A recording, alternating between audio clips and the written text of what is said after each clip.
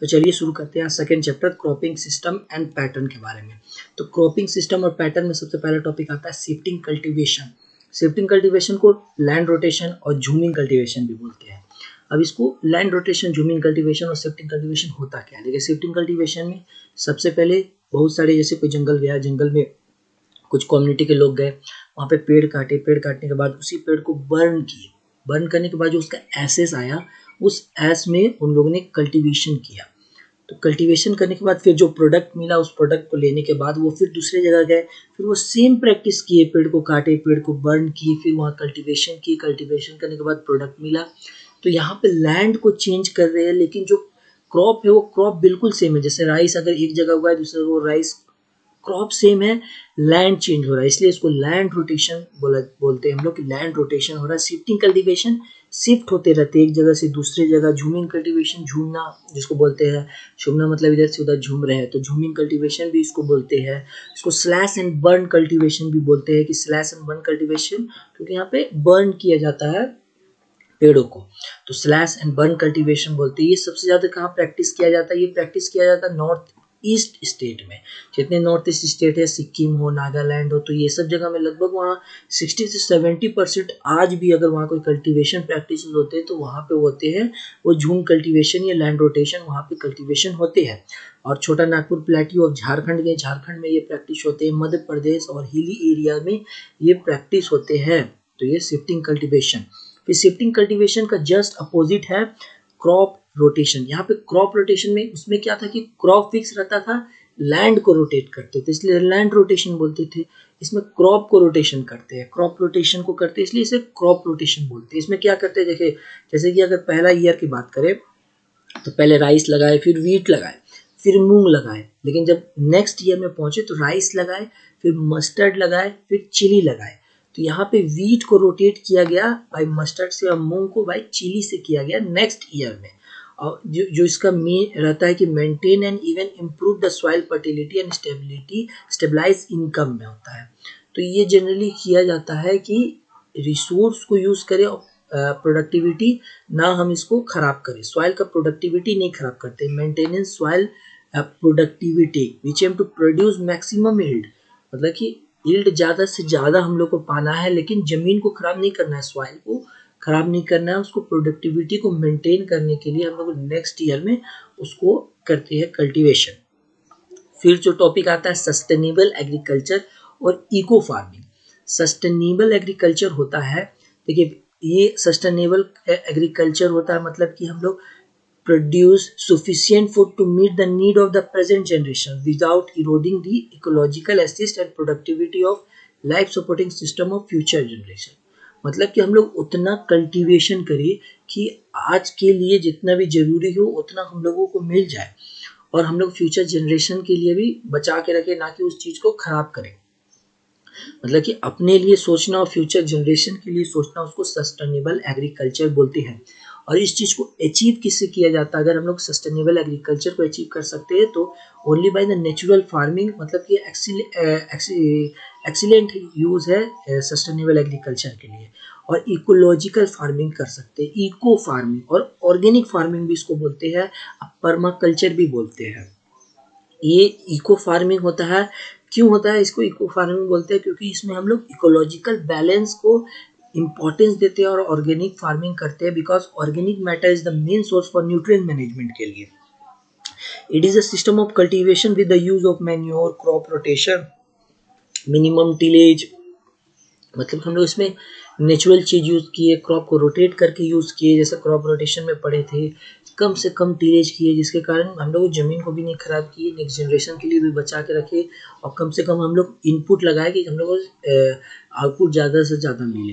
देखिए इसके थ्रू हम लोग आराम से समझ सकते हैं। अगर हम लोग खाली सब्सिस्टेंट एग्रीकल्चर करते हैं तो सब्सिस्टेंट एग्रीकल्चर में क्या होता है कि लो लेवल इक्विलिब्रियम इसको बोला जाता है, मतलब कि to sustain life and family needs, मतलब कि अगर हम लोग इसमें होता है कि हम लोग इतने क्रॉप किए कि अपना जिंदगी जी ली और फैमिली के को भी पूरे अच्छा से खिला दिए। तो इसको अगर हम लोग करते हैं तो इसमें इनपुट तो जाहिर सा बात है कि लो लगेगा, तो प्रोडक्शन भी लो आ रहा है, क्योंकि हम लोग अपने फैमिली के लिए ही यूज़ करना है तो हम लोग कम इनपुट यूज़ करेंगे और अपने लिए करना है, और तो प्रोडक्शन भी आ रहा है। लेकिन अगर हम लोग कॉमर्शियल फार्मिंग करने लगे, दूसरों के लिए फार्मिंग करने लगे, तो उसमें हम लोग दूसरों के लिए करेंगे तो हाई इनकम लगता है, क्योंकि दूसरों के लिए फार्मिंग कर रहे हैं तो हम लोग का मेन ऑब्जेक्टिव है कि इनकम जनरेट करना। उससे हम लोग इनकम जनरेट करने के लिए हम लोग इनपुट ज़्यादा से ज़्यादा यूज़ करेंगे और हम लोग को उसके आउटपुट भी ज़्यादा से ज़्यादा मिल जाएगा। ये तो हुआ जिसमें हमने सस्टेनेबल एग्रीकल्चर को फॉलो नहीं किया। अब सस्टेनेबल एग्रीकल्चर को जब हम लोग फॉलो करते हैं नेचुरल फार्मिंग के थ्रू या इकोलॉजिकल फार्मिंग के थ्रू जब हम लोग करते हैं, तो इसमें हम लोग इकोलॉजिकल बैलेंस को मेंटेन करते जाते हैं और नेचर को ख़राब ना करें, इस पे भी हम लोग ध्यान देते हैं। तो इसमें क्या होता है कि क्वांटिटी तो हम लोग कम यूज़ करते हैं, लेकिन नेचुरल फार्मिंग के क्रॉप रोटेशन ये सब के थ्रू हम लोग ज़्यादा से ज़्यादा आउटपुट गेन कर पाते हैं। तो ये है सस्टेनेबल एग्रीकल्चर या इको फार्मिंग, नेचुरल फार्मिंग, जिसको जो बोलना है वो आराम से कह सकते हैं कि ऑर्गेनिक फार्मिंग को क्या बोलते हैं, पर्माकल्चर भी बोलते हैं। तो ये है सस्टेनेबल एग्रीकल्चर, ये सस्टेनेबल एग्रीकल्चर। अब आता है क्रॉपिंग सिस्टम के बारे में। देखिए क्रॉपिंग सिस्टम सबसे पहले आता है कि क्रॉपिंग सिस्टम क्या है। तो जब भी हम क्रॉपिंग सिस्टम की बात करें, कोई भी सिस्टम, अब हम बोलते हैं कंप्यूटर सिस्टम, ये कंप्यूटर सिस्टम है। तो सिस्टम में क्या होता है, कंप्यूटर एक डेस्कटॉप रहता है, उसके साथ माउस रहता है, कीबोर्ड रहता है, सीपीयू रहता है, यूपीएस रहता है। तो सिस्टम में क्या है, ये सब चीज़ सपोर्ट कर रहा है, उसके बिना नहीं हो सकता, वो कंप्यूटर नहीं चल सकता। उसका मतलब इंटर रिलेटेड एक दूसरे से, तो उसको हम लोग बोलते हैं system. System means a set of element और compound data interrelated interacting among themselves. जो इंटर रिलेटेड रहता है, इंटरैक्टिंग एमंग देमसेल्फ रहता है।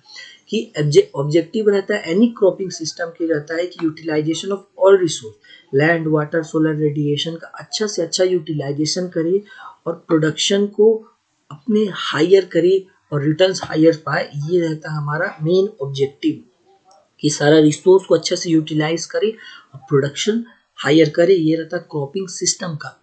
क्रॉपिंग। अब आया the objective of traditional agriculture was to increase the production by 2 means. जब हम लोग ट्रेडिशनल एग्रीकल्चर की बात करें, पहले जब एग्रीकल्चर होता था तो वहाँ पे प्रोडक्शन को इंक्रीज करने के लिए दो ही चीज़ था। अगर हम लोग को प्रोडक्शन इंक्रीज करना तो या तो एरिया ऑफ द कल्टीवेशन, मतलब लैंड को हम लोग बढ़ा देते थे कि हमको प्रोडक्शन इंक्रीज, लैंड को बढ़ा दे हम लोग, यहाँ पे ज़्यादा से ज़्यादा अगर कोई ध्यान देते थे तो वो था productivity per unit area of the crop. Productivity पे ध्यान देते थे कि अगर क्रॉप के इसके ऊपर प्लांटिंग डिस्टेंस कम रख देते हैं, ये सब चीज़ पे, तो हम लोग प्रोडक्टिविटी पे, पहले ये ट्रेडिशनल था। लेकिन जो मॉडर्न की बात करें तो मॉडर्न दो चीज़ और लेके आया मॉडर्न एग्रीकल्चर, वो था कि increase the production per unit time and increase the production per unit space. Per unit time मतलब कि हम लोग कम से कम समय लेके ज़्यादा से ज़्यादा प्रोडक्शन करें। जैसे कि शॉर्ट ड्यूरेशन प्लांट को लगा दें, शॉर्ट ड्यूरेशन प्लांट लगाने से क्या होगा, टाइम कम रहेगा, उस बीच में जो हम लोग को मिलेगा उस बीच में कोई और क्रॉप लगा के सकते हैं हम और प्रोडक्शन कर सकते हैं। तो उसमें हम लोग टाइम के बारे में, स्पेस के बारे में, कि अगर हम लोग जैसे ज़्यादा से कम स्पेस कर देंगे तो भी प्रोडक्शन कम आता है, बहुत ज़्यादा स्पेस कर देंगे तो भी प्रोडक्शन कम आएगा। तो स्पेस पे फोकस किया गया। तो पुराना मेथड में जितने हम लोग खाली प्रोडक्टिविटी और लैंड को इंक्रीज करने पे दिमाग ना लगाते हुए, इसमें हम लोग दिमाग लगाए कि टाइम और स्पेस। मॉडर्न एग्रीकल्चर में हम लोग इस चीज़ पे ज़्यादा ध्यान देते हैं। और ट्रेडिशनल क्रॉपिंग सिस्टम में क्या था, जितना भी ट्रेडिशनल क्रॉपिंग सिस्टम में जितना भी लोग मिक्सचर करते थे, कोई भी क्रॉप को साथ में लगाते थे या रोटेशन करते थे, वो जितने भी सीखे थे वो अपने एक्सपीरियंस से सीखे थे, ट्रायल एंड ईयर मेथड से। कभी करते थे अच्छा ये गलत है तो इसको नहीं लगाना चाहिए, अच्छा ये अच्छा है, तो जितनी भी वो लोग स्पेसिफिक इकोलॉजिकल और जितनी भी कंडीशन अटेंड किए थे वो अपने ट्रायल और ईयर मेथड से किए थे। और जो मॉडर्न साइंटिफिक मेथड्स है वो लोग तीन चीज़ पे ही ध्यान देते हैं, जियोनोटाइप पे ध्यान देते हैं, जियोमेट्री पे ध्यान देते हैं और मैनेजमेंट प्रैक्टिस पे ध्यान देते हैं। जियोनोटाइप मतलब उनका जेनेटिक मेकअप, मतलब कोई रेजिस्टेंस प्लांट बना दे, कोई चीज़ पे रेजिस्टेंस बना दे कि उसको उसमें बीमारी के लिए टॉलरेंट हो जाए या उस पर रेजिस्टेंस हो जाए कोई चीज़ के लिए।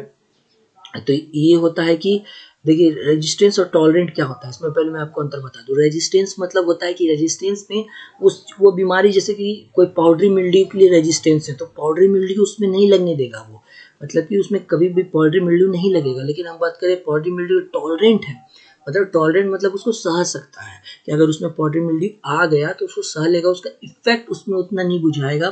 तो उसमें ये होता है टॉलरेंट और रेजिस्टेंस के मामले में। फिर होता है जीनोटाइप, जियोमेट्री की बात करें तो जियोमेट्री ऑफ प्लांटिंग मीन्स होता है shape of the planting pattern on the land use, किस तरीके से लगाए, स्क्वायर मेथड लगाए, क्यूबाइडल लगाए, जिस तरीके से मेथड से हमको लगाना है वो होता है शेप। तो ये ज्योमेट्री पे मैनेजमेंट प्रैक्टिस पे मतलब कि management it include all the practices of the crop production for the cropping system and management includes, मतलब कि जितना भी क्रॉपिंग सिस्टम के लिए मैनेजमेंट के लिए इंक्लूड्स रहता है। Types and arrangement of crop in time and space, that is cropping pattern पे होता है। चॉइस ऑफ द वेराइटी पे होता है। Method of stable establishment, stand establishment पे होता है। पेस्ट मैनेजमेंट और हार्वेस्ट पे होता है। तो ये था क्रॉपिंग सिस्टम के बारे में। क्रॉपिंग सिस्टम मतलब कि मतलब सेट ऑफ एलिमेंट और कंपाउंड, बहुत सारा चीज होता है जो कि इंटर रिलेटेड एक दूसरे से रहता है, तो उसको हम लोग बोलेंगे क्रॉपिंग सिस्टम, जो कि जरूरी होता है क्रॉप प्रोडक्शन के लिए। तो होता है क्रॉपिंग सिस्टम। क्रॉपिंग पैटर्न मतलब क्या होता है? क्रॉपिंग पैटर्न मतलब होता है crop rotation practice by majority of the farmer in a given area और लोकेलिटी, मतलब इसमें क्रॉप रोटेशन को प्रैक्टिस किया जाता है मेजॉरिटी ऑफ द फार्मर के इन अ गिवन एरिया और locality. Types and arrangement of the crop in time and space, तो क्रॉप रोटेशन को अगर हम लोग प्रैक्टिस कर रहे हैं, टाइप और अरेंजमेंट कर रहे हैं, yearly sequence and spatial arrangement के बारे में बात कर रहे हैं, crop and follow a given area, the proportion of area under various crop at a point time in an unit area। तो ये होता है क्रॉपिंग पैटर्न्स। क्रॉपिंग पैटर्न में हम लोग पैटर्न पे ध्यान देते हैं, कैसे लगाए क्रॉप को, अरेंजमेंट कैसे करिए, सीक्वेंस कैसे दें। लेकिन जब सिस्टम की बात करते हैं तो सिस्टम, देखिए क्रॉपिंग पैटर्न तो एक छोटा टर्म है, लेकिन सिस्टम उसी के अंदर मतलब कि सारा कुछ जो कि एक सारा एलिमेंट जो कि जरूरी है प्रोडक्शन के लिए एक दूसरे से इंटर रिलेटेड होता है, तो उसमें हम लोग सिस्टम की बात करेंगे। क्रॉपिंग पैटर्न में हम लोग खाली रोटेशन के बारे में बात करते हैं, अरेंजमेंट के बारे में बात करते हैं, सिक्वल स्पैटियल अरेंजमेंट की बात करते हैं। स्पैटियल अरेंजमेंट मतलब कि स्पेसिंग कैसा हो, डिस्टेंस कैसा हो, इसके बारे में बात करते हैं। तो इसको हम लोग बोलते हैं स्पैटियल अरेंजमेंट के क्रॉपिंग पैटर्न के बारे में। क्रॉपिंग सिस्टम मतलब कि बहुत सारे एक्टिविटी जो इंटर रिलेटेड रहे। ये हो गया cropping pattern and its management to derive benefit from a given resource based under specific environment condition. देखिए क्रॉपिंग सिस्टम क्या होता है? क्रॉपिंग सिस्टम होता है क्रॉपिंग पैटर्न को जो मैनेजमेंट के साथ मिलाते तो वो क्रॉपिंग सिस्टम होता है सिंपल भाषा में। तो क्रॉपिंग पैटर्न मतलब कि रोटेशन कैसा होता है, अरेंजमेंट कैसा, उसके साथ मैनेजमेंट प्रैक्टिसेस भी हम लोग कर रहे हैं, क्योंकि सारा कुछ जरूरी इंटर रिलेटेड होता है एक दूसरे से। तब हम बोलेंगे cropping system. It change when the place and environment are changed. It means cropping system is location specific। अब हम ये हमेशा चेंज होते रहता है इस पे मतलब प्लेस के द्वारा। चाहे तो मैनेजमेंट प्रैक्टिस हम लोग अलग अलग करेंगे, अलग अलग जगह के लिए, अलग अलग इन्वायरमेंट के लिए, तो ये हमेशा चेंज होते रहता है। Cropping pattern used on a farm, their interaction with the farm resource, other farm enterprises and available technology will determine their makeup। ये सब है कि क्रॉपिंग पैटर्न का फार्म के लिए वो इंटरेक्ट करते हैं, उनके रिसोर्स के लिए, अदर इंटरप्राइजेस के लिए और टेक्नोलॉजी के साथ, ये सब इंटरेक्शन होता है। और pattern of crop taken up from a given place, piece of land or order in which the crop are cultivated on a piece of land over a fixed period associated with the soil management practice such as a tillage, manuring and irrigation। तो ये simple है cropping system के बारे में। तो इसमें हम लोग क्रॉपिंग सिस्टम और क्रॉपिंग पैटर्न के बारे में समझेंगे। क्रॉपिंग सिस्टम क्या होता है और क्रॉपिंग पैटर्न क्या होता है। तो क्रॉपिंग पैटर्न एक छोटा टर्म है और क्रॉपिंग सिस्टम ब्रॉडर टर्म है, जो कि क्रॉपिंग सिस्टम के अंदर आता है क्रॉपिंग पैटर्न प्लस मैनेजमेंट। अब आया फार्मिंग सिस्टम के बारे में बात करते हैं। फार्मिंग सिस्टम क्या होता है? It represent an appropriate combination of farm enterprises via cropping system, मतलब ये रिप्रेजेंट करता है एक appropriate combination of farm enterprises, मतलब फार्म का जो इंटरप्राइजेस है, इंटरप्राइजेस मतलब कोई भी फार्म, मतलब कि हम लोग पोल्ट्री का अलग इंटरप्राइजेस बोलेंगे, लाइव स्टॉक के लिए अलग इंटरप्राइजेस, फार्म इंटरप्राइजेस मतलब डिफरेंट डिफरेंट इंटरप्राइजेस। तो ये अप्रोप्रिएट कॉम्बिनेशन मतलब ये सबसे बेस्ट कॉम्बिनेशन है फार्म का इंटरप्राइजेस के लिए। क्रॉपिंग सिस्टम आता है जिसमें लाइव स्टॉक आता है, पोल्ट्री आता है, फिशरी आता है, फॉरेस्ट्री आता है and the means available to the farmer to raise them for increasing profitably.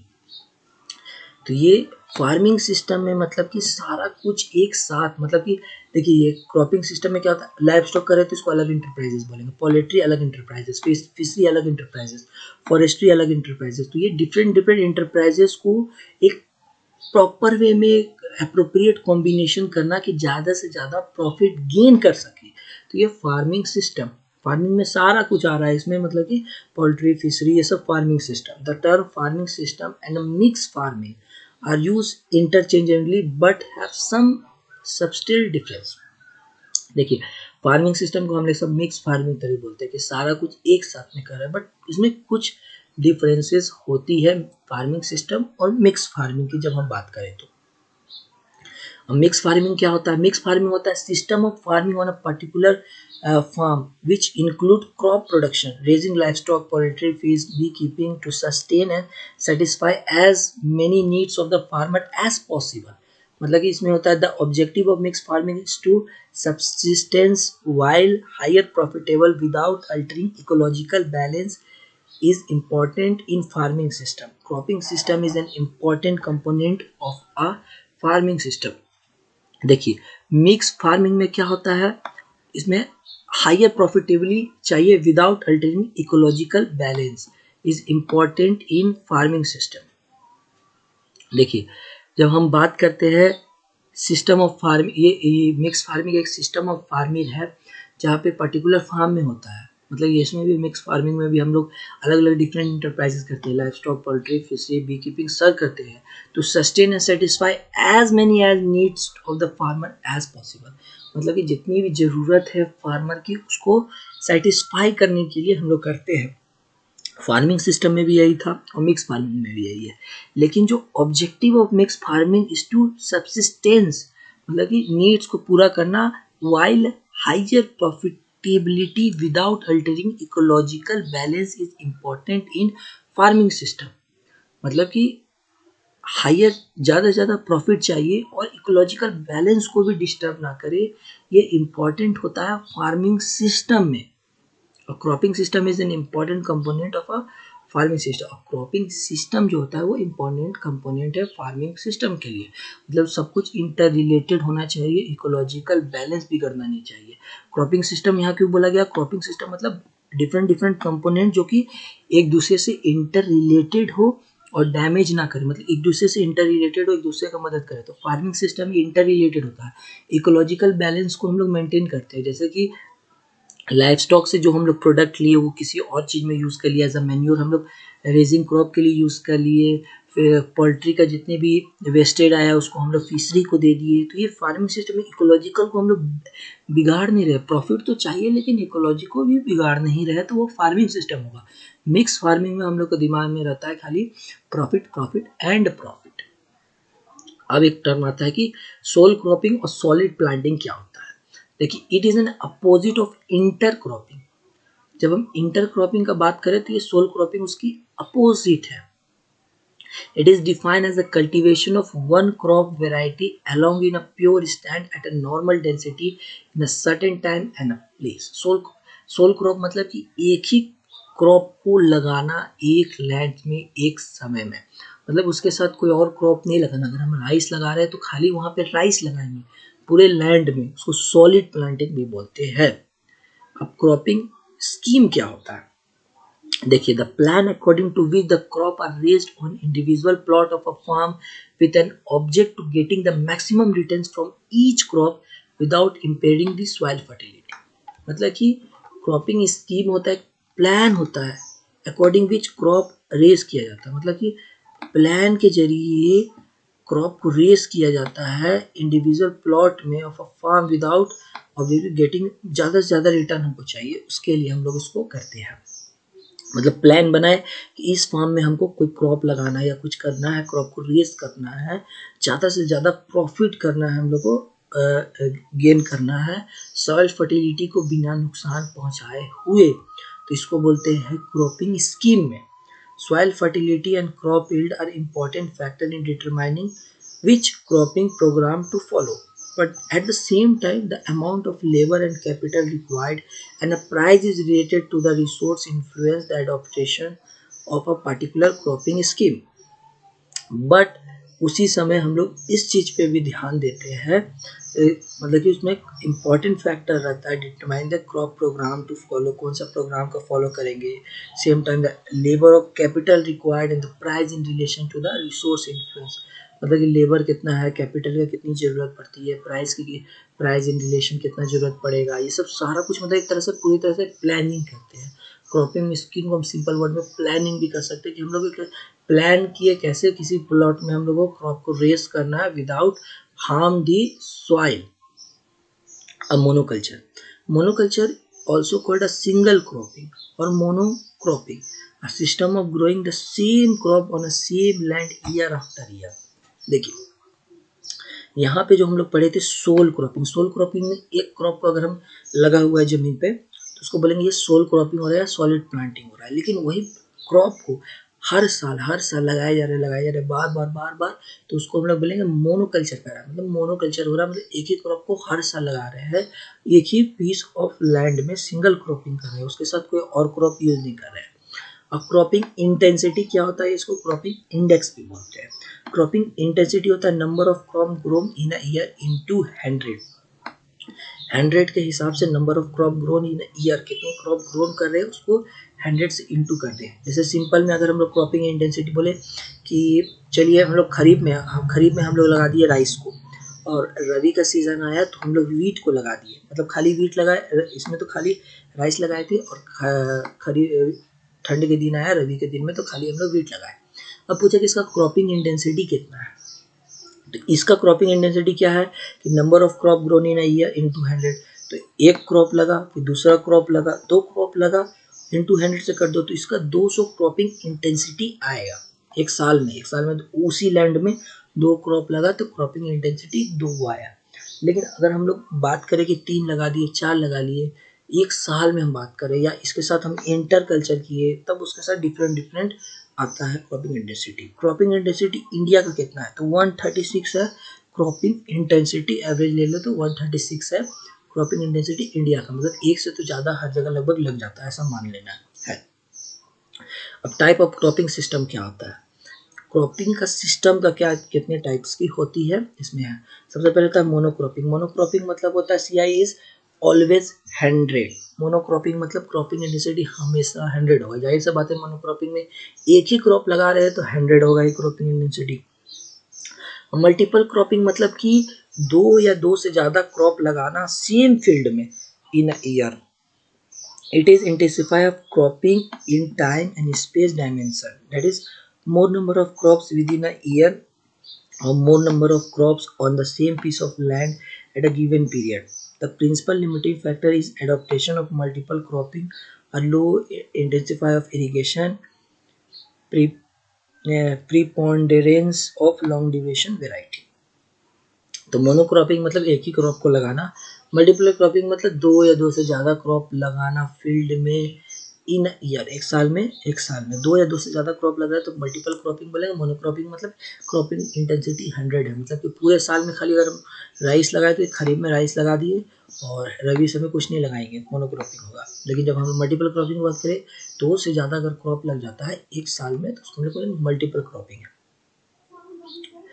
अब recently one more dimension, that is to maintain the soil fertility, is added in the definition of multiple cropping. Multiple cropping में एक और definition add हो गया, मतलब दो से ज़्यादा क्रॉप तो लगाना ही है प्लस सॉइल फर्टिलिटी को मेंटेन भी करना है, तो उसको बोलेंगे मल्टीपल क्रॉपिंग।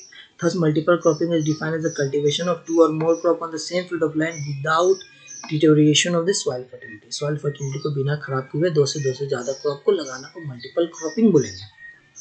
अब देखिए मल्टीपल क्रॉपिंग कितने टाइप का होती है, इसमें ये है मल्टीपल क्रॉपिंग सबसे पहले आता है inter cropping, mix cropping, sequential cropping और रिले क्रॉपिंग। एक एक करके अब इसको पढ़ेंगे। सबसे पहले आता है इंटर क्रॉपिंग। इंटर क्रॉपिंग में क्या होता है, ग्रोइंग टू और more crop simultaneously on a same piece of land with a definite row arrangement और on a fix ratio is called intercropping. Multiple cropping के अंदर आ रहा है तो सब में जाहिर सा बात है दो से ज़्यादा क्रॉप तो लगेगा ही, और विदाउट सॉइल फर्टिलिटी को डैमेज करना। लेकिन इसमें दो से ज़्यादा क्रॉप लगता है, उसके साथ फिक्स रेशियो में लगता है, तो उसको बोलेंगे इंटर क्रॉपिंग। फिक्स रेशियो में अगर लगा रहे हैं इंटर क्रॉपिंग, जैसे वीट मस्टर्ड को 9:1 में ही लगता है तो इसको बोलेंगे कि इंटर क्रॉपिंग कर रहे हैं, और स्टेरिया और रेड ग्राम को 5:1 में लगा रहे हैं तो इंटर क्रॉपिंग हो रहा है। Here cropping intensity is space dimension is achieved. Such crops are usually grown along with those crop with have higher row interval रहेगा. Intercropping include alley cropping. देखिए इंटरक्रॉपिंग के अंदर क्या क्या आता है, एले क्रॉपिंग इसी के अंदर आता है, स्ट्राइप क्रॉपिंग इसी के अंदर आता है, कॉन्टोर क्रॉपिंग इसी के अंदर आता है, पेयर्ड रो क्रॉपिंग इसी के अंदर है, स्क्रिप क्रॉपिंग इसी के अंदर आता है, parallel cropping. But the major intercropping कुछ मेजर है उसके बारे में पढ़ते हैं. देखिए यहाँ पे एले क्रॉपिंग मतलब सिंपल क्या होता है, दो क्रॉप है, मतलब यहाँ पेड़ लगा हुआ है, यहाँ पेड़ लगा हुआ है, बीच में हम क्रॉपिंग करते हैं. सिंपली इसको बोलते हैं गलियारा क्रॉपिंग, मतलब गलियारा में लगा देना, वो दो पेड़ लगा हुआ है बीच में क्रॉपिंग कर देना. स्ट्राइप मतलब कि डिफरेंट स्ट्राइप में हम लोग क्रॉप कर रहे हैं, मतलब डिफरेंट स्ट्राइप, मतलब नाम ही है स्ट्राइप क्रॉपिंग है, तो साफ समझ आ रही कैसे होगा. कॉन्टोर में मतलब हिली एरिया में हम लोग पहाड़ के कोने कोने में लगाते हैं, तो उसको बोलते हैं contour farming. Pair drop cropping, एक साथ पेयर लगाएंगे हम लोग, पेयर में क्रॉप को लगाएंगे, उसको बोलते हैं pair drop cropping. Skip cropping जैसे ये 3 रो लगाए, 3 रो लगाए, बीच में एक लाइन स्किप कर दिए, फिर 3 रो लगाए, फिर एक लाइन स्किप कर दिए, इसको बोलेंगे स्किप क्रॉपिंग. पैरेलल क्रॉपिंग, देखिए पैरेलल क्रॉपिंग होता है कि जब हम लोग cultivation of such crop with have a definite natural habit और जीरो कंपटीशन. मतलब कि पैरेलल क्रॉप, इंटरक्रॉपिंग तो होता है जब हम लोग फिक्स इंटरवल में लगा रहे हैं, लेकिन हम लोग फिक्स इंटरवल में ऐसा क्रॉप को लगा रहे हैं जिसके बीच में कोई कंपटीशन नहीं है, डिफरेंट नेचुरल हैबिटेट है, मतलब उनके लिए नेचुरल हैबिटेट भी अलग हो जा रहा है और कंपटीशन भी जीरो हो जा रहा है, तब उसको हम लोग बोलेंगे पैरेलल क्रॉपिंग में होता है. जो ब्लैक ग्रान और ग्रीन ग्रान के साथ मेज लगा रहे हैं, मतलब कोई नहीं है, हम लोग अलग न्यूट्रिशन चाहिए. जैसे the peak nutrition demand for उर्द और मूंग बीन का होता है 30 से 35 डेज में चाहिए और 50 डेज में चाहिए मेज को, तो यहाँ पे जीरो कंपटीशन और नेचुरल हैबिटेट भी बिल्कुल अलग है, तो इसको हम लोग बोलेंगे पैरेलल क्रॉपिंग. और इंटरक्रॉपिंग जब हम लोग फिक्स रेशियो में लगा रहे हैं. और कंपेनियन क्रॉपिंग क्या होता है, such intercropping where the production of both intercrop is equal to the both of its solid planting. मतलब कंपेनियन क्रॉपिंग मतलब कि प्रोडक्शन ऑफ बोथ इंटरक्रॉप, मतलब कि जैसे कि हम बोथ इंटरक्रॉप लगाए, जैसे ग्रीन ग्राम लगाए या मेज लगाए, दोनों को लगा रहे हैं, बोथ इंटरक्रॉप इक्वल हम लोग को प्रोडक्शन दे रहा है जितना सॉलिड प्लांटिंग में अगर हम लोग उसको लगाते थे. जैसे यहाँ पे सैंपल दिया है मस्टर्ड पोटैटो या ओनियन, किसी के साथ भी अगर शुगर केन लगाएंगे तो शुगर केन का भी प्रोडक्शन उतना ही आएगा और यहाँ पे पोटैटो का भी प्रोडक्शन उतना ही आएगा अगर हम लोग उसको सॉलिड में भी लगाते हैं. मतलब इसको मतलब कि सिंगल कल्टीवेशन कर देते, मतलब सोलो कल्टीवेशन भी करते, तो इनका प्रोडक्शन उतना ही आता पर यूनिट एरिया के हिसाब से. The growing of the above 3 intercropping individual with the sugar cane, the production of none is hardly affected. Production शायद ही कुछ अफेक्ट करेगा. अब आया multi storage, multi tiered, multi level cropping. इसमें क्या होता है, कल्टीवेशन ऑफ 2 और more crops of different height simultaneously on a certain piece of land in any certain period. जैसे शुगर केन के साथ मस्टर्ड और ओनियन लगाए, मतलब मल्टीपल क्रॉपिंग, मतलब कि कल्टीवेशन 2 या 2 से ज़्यादा क्रॉप है तो ये तो है ही मल्टीपल क्रॉपिंग में, विद डिफरेंट हाइट्स, मतलब कि हाइट उनका मतलब डिफरेंट होना चाहिए. हाइट ऊपर का हाइट के साथ नीचे का हाइट भी डिफरेंट होना चाहिए, मतलब कोई डेप्थ रूटेड क्रॉप हो, कोई स्वैलो हो, कोई मतलब कि ऊपर ही हो जाए, मीडियम स्वेलो हो, ऐसा करके क्रॉप में लगाया जाता है, तो उसको बोलते हैं मल्टी स्टोरेज. मल्टी स्टोरेज मतलब कि डिफरेंट हाइट के हिसाब से लगाना. कंपेनियन मतलब कि दोनों का सेम प्रोडक्शन आना, चाहे वो सॉलिड में हो, मतलब इंटरक्रॉपिंग करे तो. पहले क्रॉपिंग में कोई कंपटीशन नहीं हो दोनों के बीच में, इंटरक्रॉपिंग के अंदर ये सब आता है. ये हुआ मल्टीपल क्रॉपिंग का. फिर आता है synergetic cropping. The yield of both the crops are higher than their pure crop on a unit area basis. Sugar cane और potato लगाते हैं on the basis of percent of plant population used for each crop in intercropping system. Intercropping और the 2 type additive series and replacement series. देखिए 2 type का synergetic में आता है, 2 type का होता है, एक एडिटिव होता है और सिनर्जेटिक होता है. इसमें क्या होता है, yield of the both crops are higher than their pure crops. मतलब इसमें क्रॉप में हायर आ गया, मतलब yield. हम बात कर रहे थे जब हम कंपेनियन क्रॉप की बात किए तो लगभग सेम था, सेम आ रहा है प्रोडक्शन, जितना वो सिंगल क्रॉप में मतलब अकेले में लगाते थे तो उतना ही आ रहा है जितना इंटर क्रॉप में भी लगा रहे तो सेम आ रहा था. लेकिन जब हम सिनर्जेटिक क्रॉपिंग का बात करें तो इसमें हायर आ गया, क्रॉपिंग का प्रोडक्शन हायर आ रहा है पर यूनिट एरिया के हिसाब से, उसमें भी इसमें भी. तो हायर हमको जब प्रोडक्शन मिल रहा है तो उसको सिनर्जेटिक क्रॉपिंग बोलेंगे. इसमें 2 टाइप होता है, additive seed, intercropping. In such type of intercropping, one crop is the main crop or base crop or another crop is intercrop. मतलब एक क्रॉप होता है बेस क्रॉप होता है, अदर क्रॉप होता है इंटर क्रॉप होता है। मतलब शुगर केन जैसे बेस क्रॉप है, मेन क्रॉप है हम लोग का शुगर केन, उसके साथ हम पोटैटो लगा रहे हैं, इंटर क्रॉप है। Intercrop is introduced into the base crop by adjusting और changing the crop geometry, that is addition और of intercrop to the base crop. Here the planting, मतलब कि इंटर क्रॉप का जो में sugar का जैसे लगा हुआ है शुगर केन, उसके साथ बीच में ऐड कर दिया गया उसके जियोमेट्री में पोटैटो को, तो इसको बोलेंगे इंट एडिशन, एडिटिव सीरीज में। Addition of intercrop to the base crop, here the plant population of the base crop is same to what recommendation population in a pure stand, whereas the intercrop is less। इसमें जैसे sugar cane को तो हम लोग उतना ही लगाएंगे जितना normal लगाते थे, जैसे मतलब प्योर क्रॉप में लगाते हैं शुगर केन को, प्योर क्रॉप जैसा ही लगाएंगे प्रोडक्शन भी सेफ देगा। लेकिन जो इंटर क्रॉप जब हम लगा देंगे तो इंटर क्रॉप में प्योर स्टैंड, वेराज इंटर क्रॉप को लेस कम में लगाएंगे जो नॉर्मल रिक्वायरमेंट है, और दोनों ज़्यादा हायर हम लोग को प्रोडक्शन देगा। Cropping husbandry is according to the base crop के साथ हिसाब से लगा देते हैं। This type of intercropping is prevalent in India and its main objective to get additional income and cover the risk. Sowing of potato in the field of sugar cane is between the rows of cane at 90 centimetre. Example क्या है, potato को लगाना sugar cane के साथ, इसका additive series है। और replacement series होता है, both the crops are component crop, neither is the base crop nor is the intercrop, it means that the plant population of both component crop is less than their recommendation plant population। such type of widely practiced in western countries। ये सब western countries में होता है कि कोई भी main crop, मतलब कि कोई भी ऐसा मतलब कि कंपोनेंट क्रॉप है, कोई भी बेस क्रॉप इसमें नहीं होगा, मतलब कोई मेन क्रॉप नहीं मानेंगे, दोनों क्रॉप को सेम हम दर्जा देंगे और प्लांट पॉपुलेशन बोथ का उतना ही लगाएंगे। It means that the plant population of both component crop is less than their recommended, मतलब जितना भी प्योर स्टैंड में लगाते हैं उससे कम पॉपुलेशन में लगा के दोनों को सेम इम्पोर्टेंस दे देंगे इसमें। Here the 10th row of the wheat crop is replaced by the mustard, and row to the row distance of wheat crop is somewhat reduced to adjust the mustard crop। देखिए इसमें रो to row distance कम कर दिया गया wheat का, कि बीच में हम उसको मस्टर्ड लगाए। 9:1 रहता है, 9 के बाद जैसे एक लगाए तो उसके लिए हम लोग उसको रो टू रो डिस्टेंस कम कर दिए, तो जगह कम लगा, उसके बाद फिर बीच में मस्टर्ड लगा दिए।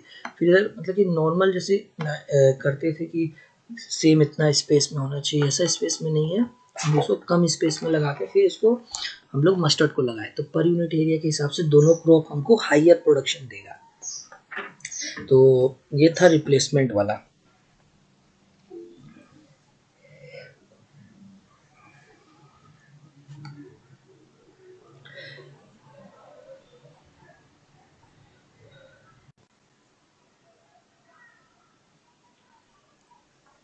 तो अब आता है prerequisites of successful intercropping. Intercropping successful करने के लिए क्या क्या जरूरत होता है। देखिए इंटरक्रॉपिंग में हम लोग का दिमाग में सबसे पहले रहता है कि हायर प्रोडक्टिविटी, ज़्यादा से ज़्यादा प्रोडक्टिविटी लेना, लेकिन उसके लिए सबसे इंपॉर्टेंट क्या होता है कि टाइम पीरियड, जो पीक न्यूट्रिशन का डिमांड रहता है, कंपोनेंट रहता है, नॉट ओवरलैप, मतलब कि जो भी दो क्रॉप अगर हम इंटरक्रॉपिंग में लगा रहे हैं तो दोनों का पीक न्यूट्रिशन का समय डिफरेंट होना चाहिए।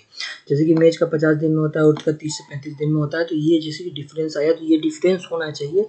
Time of the peak nutrition demand हमेशा अलग होना चाहिए दोनों कंपोनेंट का, और कंपटीशन लाइट के लिए सबसे कम से कम होना चाहिए, मतलब कि ऐसा नहीं हो कि दोनों क्रॉप सेम हाइट का हो जाए जिसके कारण कंपटीशन हो जाए, या उसको एकदम ओवरलैप कर दे, वो क्रॉप बहुत लंबा हो जा रहा है जिसके कारण सारा धूप ले रहा है, उसका कैनोपी के कारण उसमें शेड आ जा रहा है, ऐसा नहीं होना चाहिए। मतलब कि कम से कम धूप ले दोनों मतलब कि बराबर धूप ले, दोनों में कोई नहीं हो।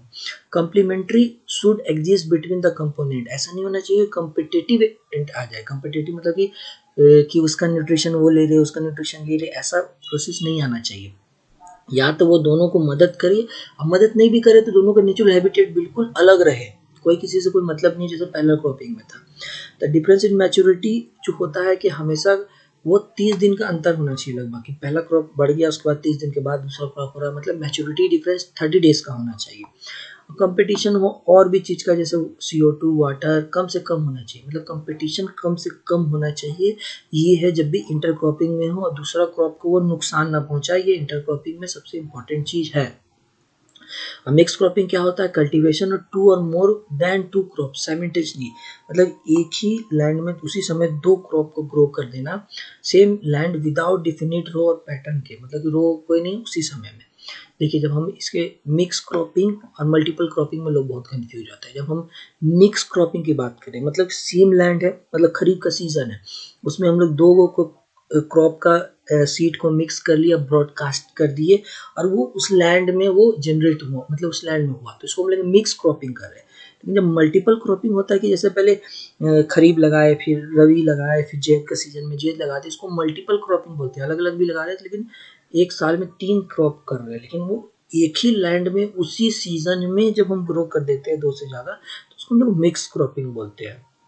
इसमें क्या होता है? ब्रॉडकास्टिंग मेथड होता है, जनरली प्रैक्टिस होता है, और ड्राईलैंड एरिया में करते हैं इंडिया के, मतलब कि subsistent farming is the main objective of lesson of the risk of the total crop failure, मतलब टोटल क्रॉप फेलियर ना हो, इसका मेन ऑब्जेक्टिव रहता है। इसमें आता है सिक्वेंशियल क्रॉपिंग। देखिए सिक्वेंशियल क्रॉपिंग में क्या होता है कि सोइंग किए कोई क्रॉप का, और हार्वेस्टिंग जिस समय किए उसी के समय दूसरा क्रॉप का सोन कर दिए, तो इसको बोलेंगे सीक्वेंसी, मतलब कि सीक्वेंस वाइज में चलते जा रहा है, मतलब बीच में कोई फेलो ये नहीं कर रहे हैं, लैंड को कुछ समय के लिए फेलो नहीं, लैंड नहीं छोड़ रहे, खाली समय नहीं छोड़ रहे हैं, इसको बोलेंगे सीक्वेंशियल क्रॉपिंग।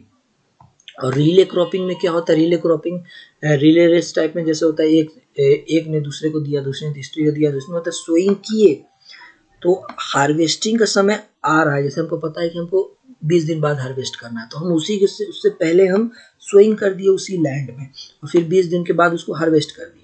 फिर जब उसका हार्वेस्टिंग का समय आया, तो उससे 10 दिन 20 दिन पहले हम दूसरा क्रॉप लगा दिए। तो इस तरीके का क्रॉपिंग में गीले क्रॉपिंग, मतलब कि हार्वेस्टिंग से पहले क्रॉप को लगा देते हैं। सीक्वेंशियल क्रॉपिंग में हार्वेस्टिंग करते हैं फिर लगाते हैं, हार्वेस्टिंग करते फिर लगाते हैं, साइमल्टेनियसली में। तो ये sequential cropping, relay cropping. Multi storage, multi tier, multi labour cropping में पहले बता चुके हैं कि या तो सॉइल सरफेस में डिफरेंट होना चाहिए, रूट उन लोगों का डेप्थ ऑफ रूट देखिए डिफरेंट है, किसी का 200 है, किसी का 100 मीटर है, या तो उनका हाइट में surface of soil higher plant होना चाहिए, कि वो कोई बहुत बड़ा है कोई छोटा है, तो ये हाइट में भी होता है, नीचे ऊपर दोनों में ध्यान देते हैं मल्टी स्टोरेज क्रॉपिंग और मल्टी लेवल क्रॉपिंग में। तो ये multi storage multi level cropping में यही है। इसमें एग्जांपल दिया जैसे कोकोनट का आया कि 10 मीटर हाइट में ऑफ द प्लांट रहता है, 6 से 8 मीटर ब्लैक पेपर में कोकोआ लगा दिए, उसके साथ 200 सेंटीमीटर तो मीटर में, फिर 40 सेंटीमीटर में पाइनएप्पल का लगा दिए। तो ये होता है कि मल्टी स्टोरेज या मल्टी लेवल क्रॉपिंग इसको जो बोलते हैं। Choice of crop for multiple intensive cropping, इसमें क्या है? The crop should be arrange in such a way that the allopathic effect और temporary immobilization of nutrition and depletion of nutrition for the same layer soil do not occur, मतलब कोई allopathic effect नहीं आना चाहिए crop में, temporary immobilization of nutrition नहीं आना चाहिए, मतलब किसी एक क्रॉप के कोई ऐसा केमिकल, एलोपैथिक इफेक्ट क्या होता है? मतलब वो कोई क्रॉप है वो कुछ ऐसा केमिकल रिलीज कर रहा है जिसके कारण वो दूसरे क्रॉप में हार्मफुल पहुंचा रहा है, उसका ग्रोथ को रोक दे रहा है, या फिर कोई न्यूट्रिशन जो खुद न्यूट्रिशन को कोई क्रॉप रोक दे रहा है, तो ऐसा कोई इफेक्ट नहीं आना चाहिए जब भी हम मल्टीपल क्रॉपिंग कर रहे हैं। तो मल्टीपल क्रॉपिंग में इस चीज का ध्यान देना है। वेजी मतलब कि legumes have a definite place in any cropping system because they are limited demand on resource like water, nutrition and light, their adaptability to very environmental condition, capacity to fix atmosphere nitrogen. और जब भी हम legumes की बात करें तो legumes क्या होता है?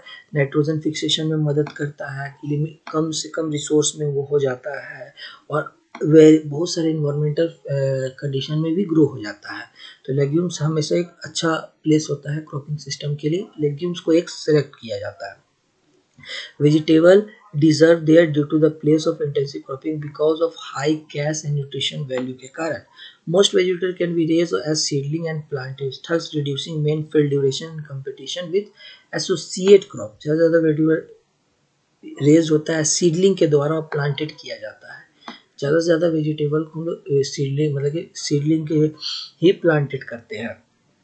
Main field duration and competition with associate crop, जिसके कारण वो कंपटीशन भी नहीं करता, तो वेजिटेबल क्रॉप को भी प्रेफर किया जाता है, लेकिन उस क्रॉप को भी प्रेफर किया जाता है, और ऐसा क्रॉप जो एलोपैथिक इफेक्ट ना छोड़े उस क्रॉप को हम लोग प्रेफर करते हैं। शॉर्ट ड्यूरेशन जैसे कि photo period intensive geometry are best suitable for intensive cropping, मतलब कि फोटो पीरियड मतलब शॉर्ट ड्यूरेशन क्रॉप है, ज़्यादा ज़्यादा उसको लाइट कम लगे, ये कम लगे, मतलब वो सिंपल है इंटरक्रॉपिंग टाइप का ही, कि कंपटीशन कम से कम हो, उस चीज़ का हम लोग ध्यान रखते हैं।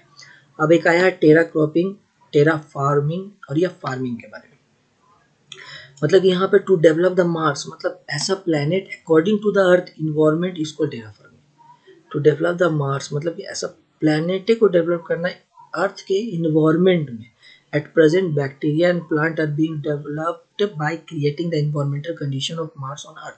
मतलब मार्स में जो प्लांटिंग किया जा रहा है कि वो अर्थ का इन्वायरमेंट के हिसाब से आ जाए, अर्थ का इन्वायरमेंट में कन्वर्ट हो जाए। जैसे वहाँ पे अभी बैक्टीरिया और प्लांट को डेवलप किया जा रहा है कि अर्थ का इन्वायरमेंट जैसा है वैसा इन्वायरमेंट यहाँ पे भी कर दिया जाए, तो उसको हम लोग बोलेंगे टेरा फार्मिंग।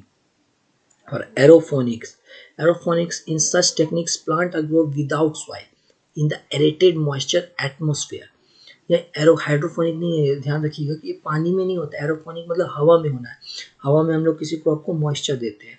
मतलब techniques of plant growing without soil, मतलब इसमें मिट्टी का तो यूज नहीं होगा, aerated moisture atmosphere with the help of various small quantity of water.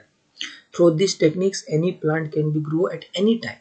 कोई भी मतलब ये टेक्निक के द्वारा कोई भी प्लांट हर समय उग सकता है। Since plant can grow in a clean and control atmosphere there is no chance to spread of insect pest and disease.